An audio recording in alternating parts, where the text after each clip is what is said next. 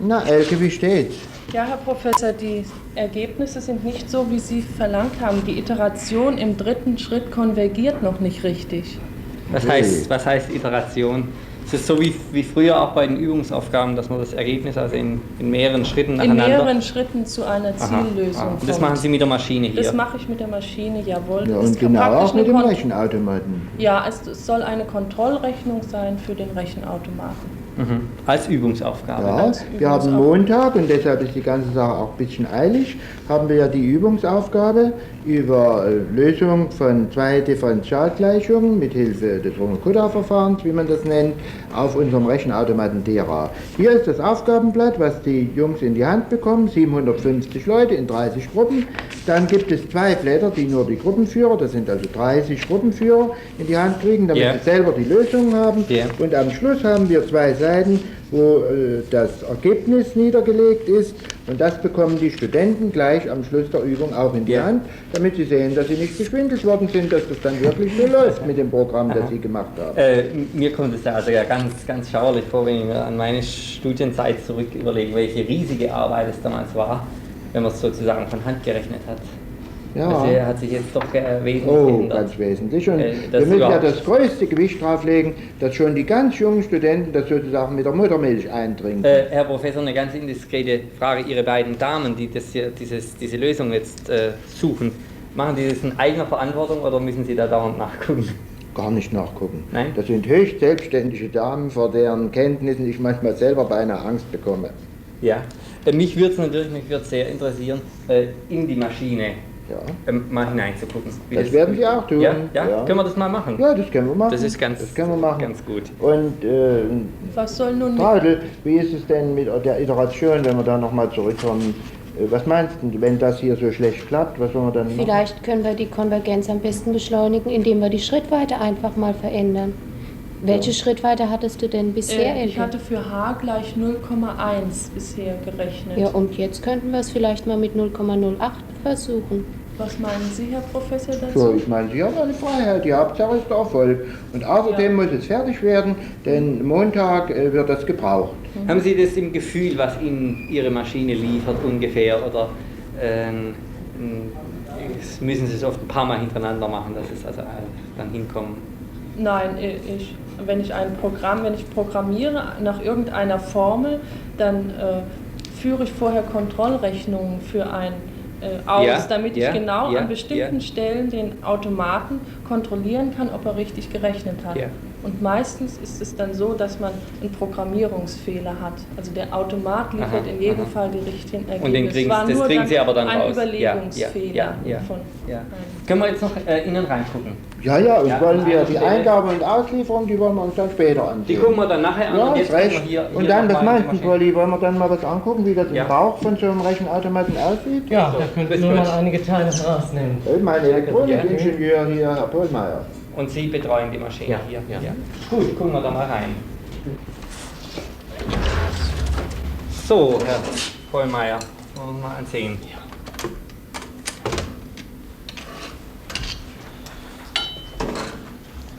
Ja, es ist doch das warm. Sehr heiß. Ja. Und was ist das jetzt? Dieses Element gibt der Maschine selber die Anweisung, was sie machen muss zum Beispiel bei einer Addition. Ja, das ist die gedruckte Schaltung, in der das Mikroprogramm der Addition verwirklicht ist. Ja. Wir haben hier einzelne Germaniumdioden, die an den Kreuzungspunkten eines Gitterwerkes sitzen und die Bedingungen und Auswirkungen für die Addition werden auf dieser Platte gesteuert. Herr Professor, wie viel Zahlen, also wie viel Stellen verarbeitet die Maschine im Resultat, wie viel kommt raus, wie genau können Sie rechnen? Der hat 14 Dezimalstellen. 14 Dezimalzellen. Das heißt aber, im Resultat, das heißt aber, die Rechnung selber, die muss wesentlich mehr Stellen durchgeführt werden. Ja, die verläuft mit Dualstellen. Und das sind 56 Dualstellen im Zweiersystem. Ja. Das ist noch nicht ganz mit Transistoren, sondern also es ist doch... Das ist noch eine Röhrenmaschine. Mit Röhrenmaschine. Ja. Mich würde jetzt sehr interessieren, noch das Speicherwerk. Die Maschine muss doch ihre Resultate und Zwischenresultate speichern können und nachher wieder rausholen. Wie machen Sie das damit? Ja, da brauchen wir nur ein paar Schritte seitlich gut. zu gehen, dann Vielen werden Dank. wir gleich die Magnettrommel sehen, auf da der mal. die Zahlen Ja, niedergelegt gehen wir sind. da mal rüber. Ja. Oder aufmachen? Ja, das ist gut. So, da sehen Sie und hören Sie die Magnettrommel, das ist die Ventilation, eine Trommel von 60 cm Durchmesser und läuft mit 3000 Umdrehungen je Minute und enthält 3000 Zahlen. Ich darf da mal wieder zumachen. Ja. Und wie viel Zahlen kann man denn speichern? 3000. 3000. Knapp 3000, 2000. Und die wieder rauszuholen, wie lange dauert das? Ja, die Trommel läuft mit 3000 Umdrehungen je Minute, Ja. also in 1/50 Sekunde einmal. Ja. Und natürlich ist das Schicksal so bösartig, dass dann gerade an der entgegengesetzten Stelle steht, die Zahl, die man sucht. Und da muss man also 1/50 Noch Sekunde dazu. oder wie man Ja, sagt, 20 ja. Millisekunden Ja. warten. Das ist außerordentlich langsam. Das elektronische Rechnen geht unvergleichlich viel schneller. Viel schneller, ja. Ich habe manchmal den Vergleich gebraucht, das ist so, wie wenn Sie auf den Flugplatz gehen und von Frankfurt in 2 Stunden nach Wien fliegen. Und wenn Sie warten müssen vorher, bis Anderthalb Sie Stunden auf reingehen, dem Flugplatz sitzen. nicht 1,5 Stunden, Ja, viel ja. länger, 2 Das Tage. ist eigentlich ein Zug, den man in der modernen Technik immer wieder findet. Und zwar wiederfindet deshalb, Ja. weil hier mechanisch bewegte Teile sind. Ja, ja. Die sind unvergleichlich viel langsamer als die elektronischen Teile. Herr Professor, bevor wir den technischen Gang in dieser Maschine jetzt weiterverfolgen, mich interessiert noch was ganz anderes, nämlich Ihr Mädchen, was hier sitzt, Fräulein Krötz. Was für eine Ausbildung haben Sie hinter sich? Also ich habe letzte Ostern das Abitur gemacht. Hier in Darmstadt, ja. Ja, und bin dann gleich hier zur TH gekommen. Und sind hier am Institut selber ausgebildet worden? Ja, ich werde noch ausgebildet. Sie werden noch ausgebildet. Und was als was bezeichnet man Sie? Also Als Programmiererin. Programmiererin an der Maschine hier. Ja, und ich besuche Mathematikvorlesungen und dann Ja. noch Fachvorlesungen über Programmieren, die Ja. von unserem Lehrstuhl ausgehalten Und gibt es werden. einen bestimmten Abschluss in dieser Ausbildung dann? Oder nach Ja, 2 Jahren, 3 Jahren? Hauptsächlich dadurch, dass sie in ihrer Vergütung aufsteigt. Jetzt ist sie noch Lernende Jetzt und sie kann dann kommt eine relativ hoch Frage, die kommen. mir ganz wichtig ist. Fühlen Sie sich wohl in dem Beruf? Sehr wohl fühle Ja? ich mich hier. Ich weiß, dass das bei den meisten so ist, aber ich weiß, dass sich viele Leute nicht vorstellen können, dass sich ein Mädchen mit einer Rechenmaschine und mit so viel Zahlen wohlfühlt, aber es macht ihnen Spaß. Ja, und sie wollen auch hier bleiben. Sicherlich, das habe ich ernsthaft vor. Ja, ja. Sie könnten aber mit diesem Beruf an viele Stellen in der Industrie, also wahrscheinlich würden sich die Leute die Finger danach lecken. Ja, der Oder Beruf abgehen ist wie warme Semmeln, wie wir in Sachsen seinerzeit sagten. Ich Ja. habe ja alle Tage in der Post irgendwelche Anfragen nach so einem danach, ob ich Ja. Programmiererin, Ja. ob ich Bediener von Rechenanlagen und ob ich Mathematiker Liefern nachweisen können. kann. Ja. Und es ist viel zu wenig noch da. Ich glaube, dass wir jetzt noch verfolgen, wie das Material in die Maschine hinein und Gern. auch aus ihr herauskommt. Gern. Ja. Vielen Dank und alles Bitte Gute. schön. Von mir. Danke. Jetzt kommen wir zu der Teil unserer Maschine, wo das Programm und die Daten eingegeben werden. Also hier füttern Sie die Jawohl, Rechenmaschine. so ist es. Und zwar füttern wir sie jetzt mit dem Programm, das Fräulein Geist auf Lochstreifen gelocht hat und das Kann man- jetzt durchläuft und in die Maschine hineinkommt auf diese Weise.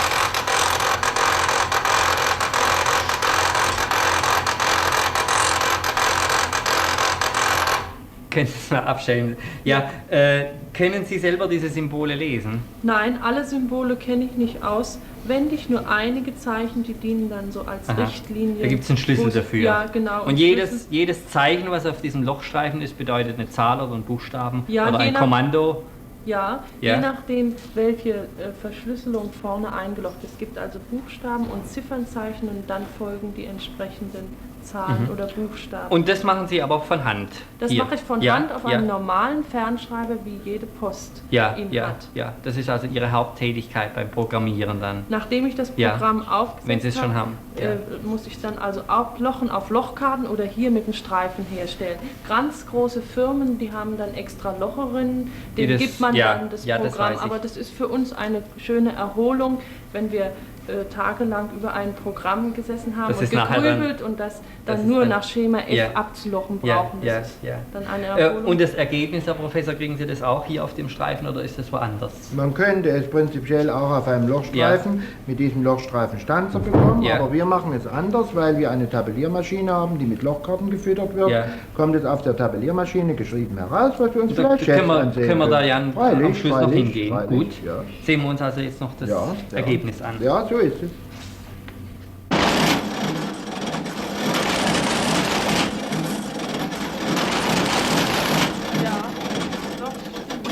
Sie haben hier Ihre Tabelle von Übungsaufgaben jetzt ausgerechnet. Das ist also die Aufgabe, die den Studenten gestellt ist. Und hier kommt die Tabelle in großer Geschwindigkeit mit diesem Druckwerk heraus.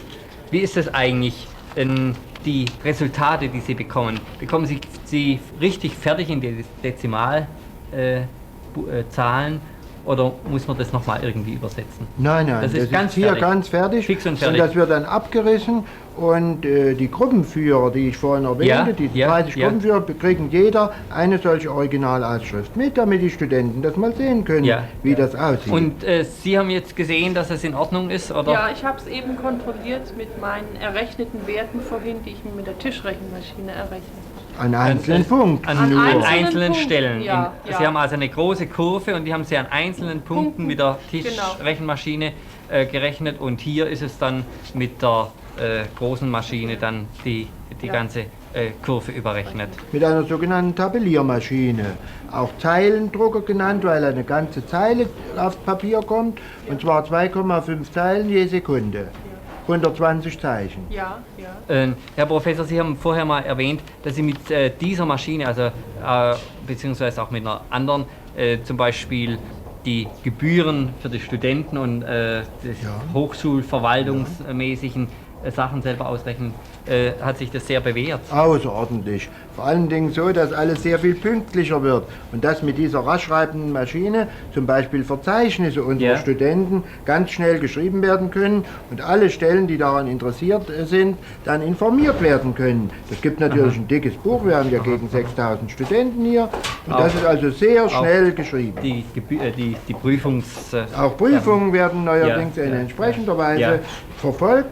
Und man hat eine sogenannte Stammnummer für einen Studenten, die kriegt er zu Beginn seines Studiums, wo die erste Ziffer die Fakultät kennzeichnet, 1 Architektur, 2 Bauingenieurwesen, 3 Maschinenbau und so weiter und so weiter. Und dann hat er eine individuelle Nummer und da wird von dieser Stammkarte aus dann verfolgt über das ganze Studium. Und dann gibt es für jedes Semester eine Semesterkarte, da steht drin, der Studentennummer so und so viel, hat also die und die Vorlesungen belegt und dann kommt die harte Finanzseite und die Prüfungen gemacht und dann kriegt er auch hier direkt ausgeschrieben die Aufforderung zur Gebührenbezahlung. Ja, das ist so ein Formular entwickelt, wo man dann direkt zur Post gehen kann. Sind 2 Ihrer netten Damen noch gekommen, die, glaube ich, Ihre Kollegin zum Mittagessen abholen wollen? Sieht so aus. Sind Sie im selben Bereich tätig, auch mit so einer Maschine? Ja, wir arbeiten aber mehr an der IBM 650. Also ein anderer Typ von Maschine. Aber Sie fühlen sich auch wohl dabei? Doch, ja, sehr. Was verdient man eigentlich am Anfang als Programmiererin? Mir werden im Augenblick 490 Mark ausgezahlt. Na, Herr Marl, machen Sie mir eine schöne Prüfung zurecht für den April. Das ist also mit dem Doppler von der Lochkartenmaschine. Und oben sind Lochkarten für die Studenten einerseits, für die Prüfungsfächer andererseits. Und Herr Maul macht auf einem maschinellen Wege den Prüfungsplan für die Diplom-Vorprüfung zurecht, die im März beginnt und im April endet. Was heißt Doppler, Herr Professor? Doppler heißt eine Apparatur, mit der man aus einer Lochkarte, an der viele machen kann, 2, 3, meinetwegen auch 100. Weil man dieses Material, das ein Grundmaterial für Lochkartenmaschinen ist, sehr vielfach braucht. Und Herr Maul hat eine Arbeitsanweisung zurechtgemacht für den Doppler, dass man ihn auch für diese Zwecke gut verwenden kann. Und Ihre beiden Helfer Und hier sehen Sie etwas, Herr Dr. Kühn, was im Entwicklungsstadium ist und beleuchtet, dass unser Institut nicht nur fertige Apparaturen hat, sondern auch selbst welche entwickelt. Das ist ein Gerät, mit dem man von Lochkarten aus Zeichnungen herstellen kann.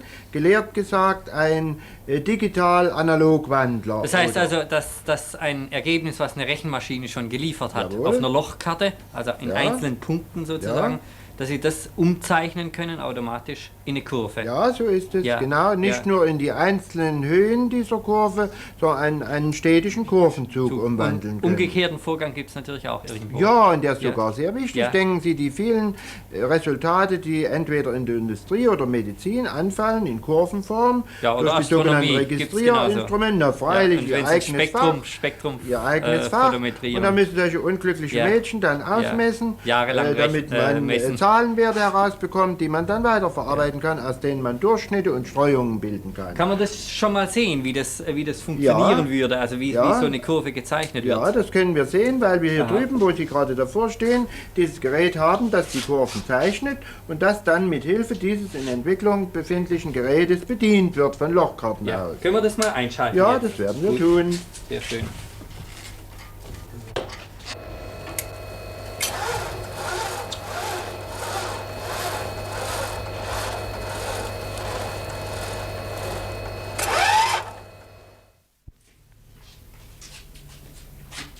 Vielen Dank, Frau Böhm. Herr Professor, ich hätte an und für sich ja noch Lust, ein paar Tage lang diesen Rundgang durch Ihr Institut fortzusetzen. Ich fürchte allerdings, es wäre nicht ganz im Sinn der Sendung und es wäre auch nicht im Sinn des Instituts. Aber ich habe an Sie persönlich, sogar ich würde fast sagen, ganz persönlich, zwei Gruppen von Fragen, die mir sehr am Herzen liegen. Und zwar das erste, man hört immer in allen möglichen Berichten davon, also diese Maschinen, die nun auf uns zukommen, Roboter, Denkmaschinen, künstliche Gehirne und so weiter, die können so viel, die können schon beinahe alles, was der Mensch kann, die können auch denken und die haben auch Bewusstsein, wie es von durchaus, also ernsthaften Leuten immer wieder gesagt wird. Und so kommt es manchmal, dass man das Gefühl hat, wir selber, wir Menschen, uns bleibt ja fast nichts mehr übrig zu tun, denn was wir seither getan haben, das tun die Maschinen. Und mich interessiert nun ganz persönlich zu diesem Komplex Ihre Stellungnahme. Ich denke, es bleibt uns noch gerade genug zu tun. Das hat Ihnen ja auch der Rundgang durch das Institut gezeigt, wie viel an neuen Ideen jetzt noch schwebt und erst entwickelt und zu Ende gebracht wird. Und der Mensch ist keineswegs überflüssig. Meine Überzeugung ist vielmehr, dass im Gegenteil der Mensch in seiner Würde und Bedeutung nur gehoben worden ist durch die Rechenautomaten. Allerdings kommt es sehr darauf an, dass er das selbst erkennt und sich nicht unterjochen lässt durch die Maschinen. Manche Menschen neigen natürlich aus Bequemlichkeit und ähnlichen Gründen nur allzu sehr dazu. Auch bei anderen Maschinen muss man allerdings sagen, das ist gar kein Unterschied. Freilich. Ja, ist es in Ihrem Sinne richtig, wenn man sagen würde, die Maschinen tun zwar Dinge, die wir Menschen getan haben, also gewisse Denkprozesse nehmen sie uns zweifellos ab, aber nun höhere menschliche Fähigkeiten, wo die menschliche Freiheit, die menschliche Verantwortung, all diese Dinge eine gewisse Rolle spielen, die bleiben uns, ich würde fast sagen, in größerem Umfang als vorher. In viel größerem Umfang. Ich denke an die Automatisierung im Maschinenwesen, Ja. wo es ja doch diese misslichen Erscheinungen gegeben hat von Arbeitslosigkeit und dergleichen. Es ist unsere Aufgabe, derartige Dinge zu vermeiden und die Maschine als das zu nehmen, was sie ja sein soll. Dazwischen, glauben Sie, dass man es vermeiden kann? Ja. Ja. Ich möchte nicht meinen, dass das ohne weiteres zu vermeiden ist, wenn es nur, sagen wir mal, ins Gehege des üblichen Denkens hineinkommt und des üblichen Disponierens, sondern es gehören schon herausgehobene Leute dazu, die mit diesen Dingen fertig werden und die ihren Mitmenschen sagen, wie sie sich einstellen sollen.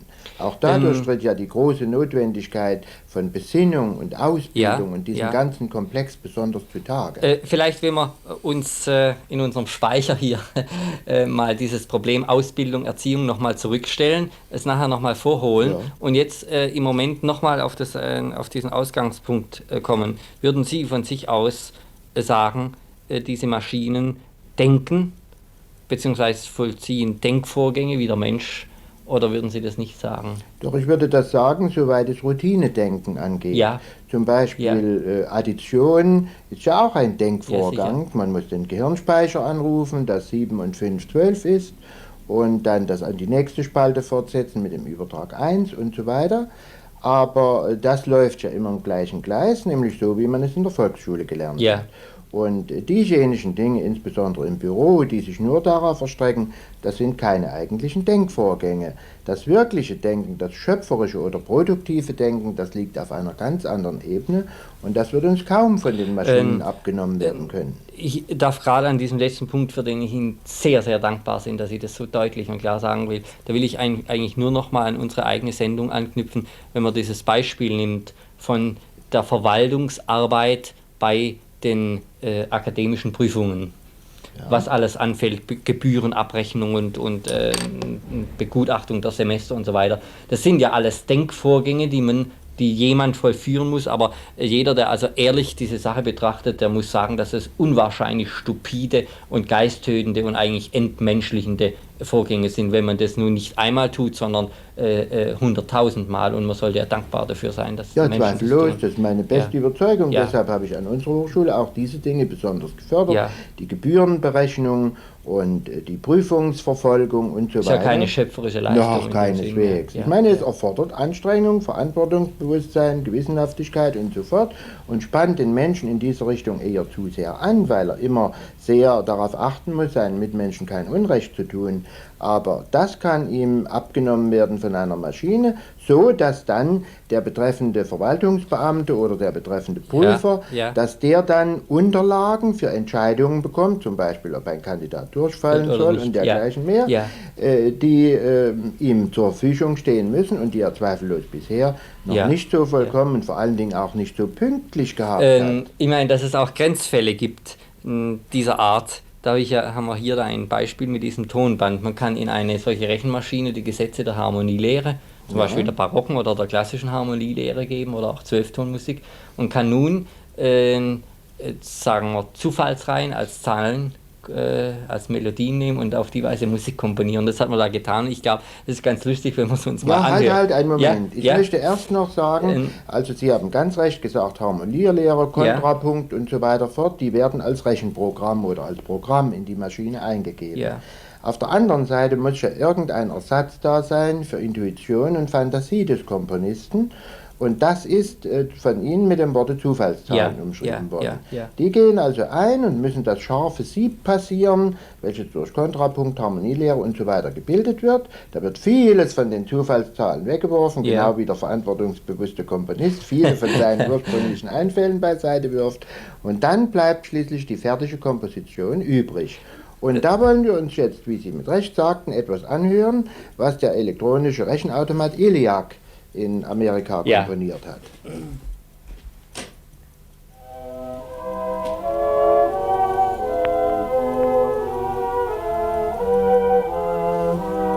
Nun, wir lassen es genug sein.